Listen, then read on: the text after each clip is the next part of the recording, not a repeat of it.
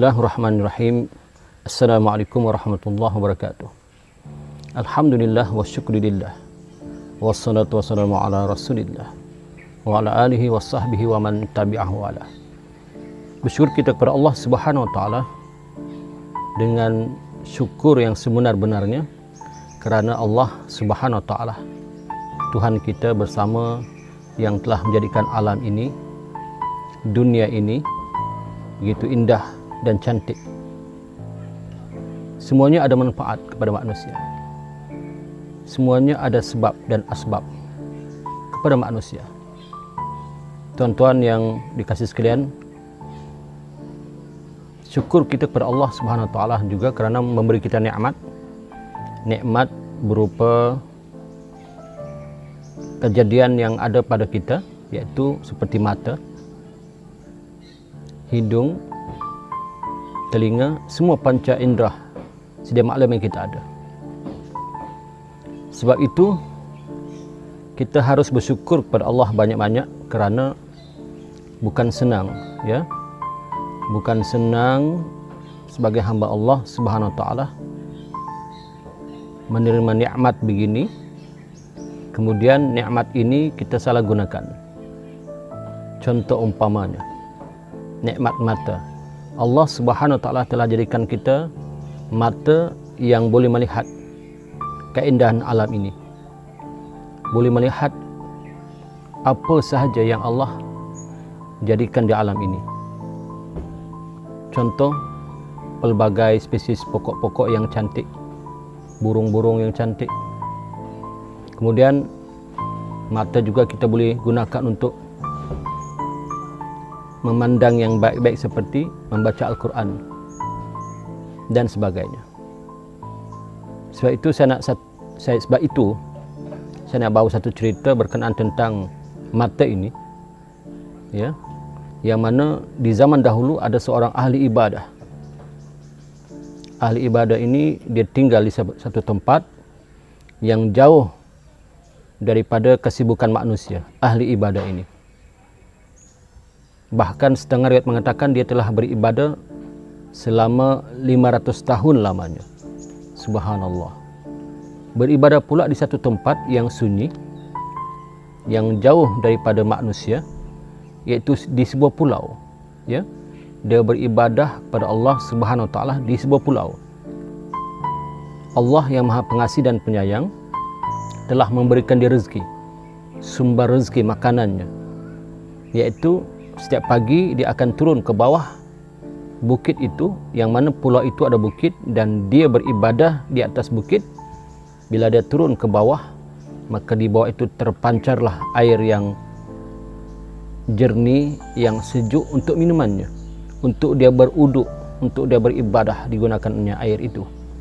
Kemudian Allah tumbuhkan pula buah delima untuk dia makan. Subhanallah, ya. Begitulah yang Allah beri pada ahli ibadah ini. Setiap hari malamnya dihabiskan dengan beribadah kepada Allah, bangun malam, ya, beribadah kepada Allah hingga menjelang pagi, dan di waktu pagi dia menggunakan air yang Allah rezekikan padanya di bawah bukit, dan juga buah delima untuk dia makan. Subhanallah, ya. Begitu hebatnya seorang lelaki ini. Tetapi pendek cerita, ketika ini diceritakan ketika sudah berlaku penghisapan, ya, di padang mahsyar. Telah berlaku penghisapan, maknanya timbangan amal kita telah ditimbang di padang mahsyar. Setiap kita ni, semua kita, ya, semua manusia ini akan ditimbang amalnya di padang mahsyar, ya, ditimbang di mizan, bagaimana amalnya ketika di dunia dahulu. Jadi lelaki soleh ini pun telah ditimbang amalnya oleh malaikat di mizan, ya, telah ditimbang amalnya. Bila ditimbang amal laki-laki ini, subhanallah, amalnya begitu banyak, alhamdulillah, ya, hingga kan timbangan amal kebaikannya menjadi berat, dan timbangan amal kejahatannya menjadi ringan. Maka kata malaikat,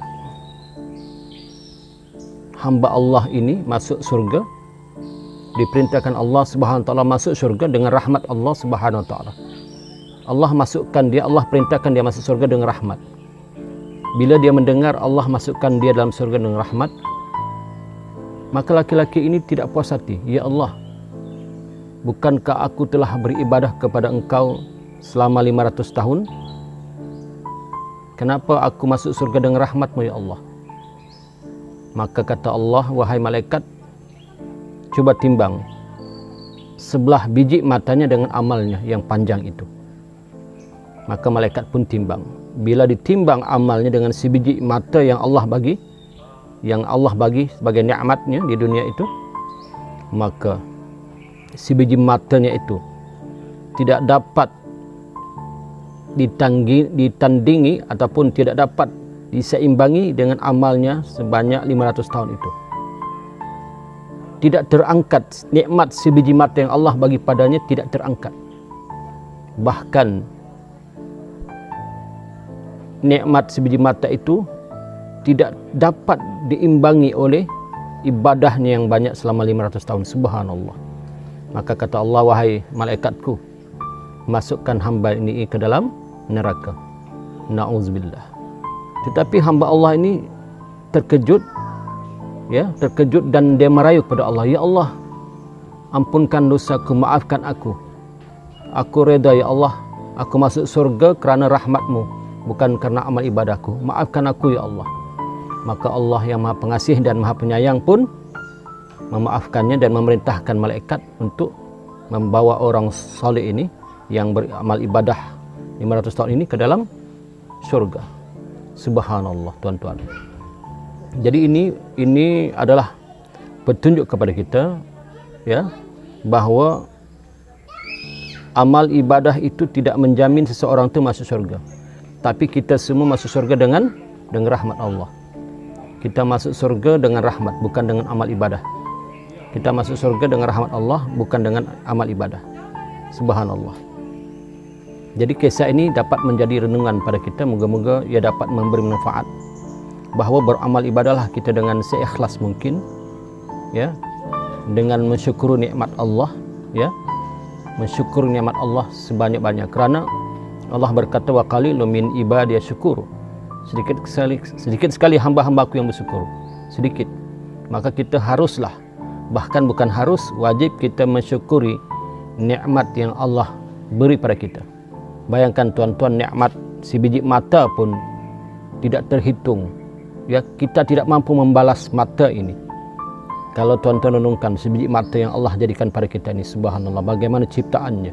Ya, para saintis telah melihat, telah membedah, ya, membedah sebiji mata. Ya Allah, kehebatan Allah jadikan sebiji mata ini dengan begitu cantik dan indah, tersusun segala urat-uratnya. Subhanallah, hingga kan kita dapat melihat siapakah makhluk yang dapat menciptakan mata seperti mata manusia. Tidak ada sampai sekarang. Dari dahulu sampai sekarang, bahkan sampai hari kiamat, tidak ada seorang makhluk pun yang mampu mencipta sebiji mata. Subhanallah, tuan-tuan, ya, itu baru sebiji mata, belum 2 biji mata, dan belum hidung, telinga, mulut dan sebagainya. Dalam diri kita ini pun, ya, telah dapat memberi pengajaran pada kita. Man arafa nafsahu faqad arafa rabbah. Barang siapa yang kenal dirinya, niscaya dia akan kenal Tuhannya. Man arafa nafsahu faqad arafa rabbah. Barang siapa kenal dirinya, maka dia akan kenal Tuhannya. Jadi, bagaimanakah untuk kita mengenal diri? Renung diri kita. Renung bagaimana Allah ciptakan kita, baru kita sedar, baru kita insaf siapa kita ini sebenarnya, tuan-tuan. Kita tidak lama di dunia ini. Dunia yang fana ini akan binasa dan musnah, dan termasuk kita akan binasa dan musnah. Kita tidak lama, tuan-tuan. Satu masa nanti kita akan kembali menuju ke negara yang kekal abadi. Di sana hanya 2 negara, yaitu surga dan neraka. Kalau kita selamat, insya Allah kita akan masuk surga. Tapi kalau kita tidak selamat, kita akan masuk neraka. Wali'azubillah. Pilihlah di antara 2 jalan ini, tuan-tuan. Ya. Jadi saya rasa cukup tazkirah ringkas daripada saya kali ini. Yang benar itu datang daripada Allah, dan yang salah dan silap itu datang dari kelemahan hawa nafsu saya sendiri. Wabihi wallahu alam. Assalamualaikum warahmatullahi wabarakatuh.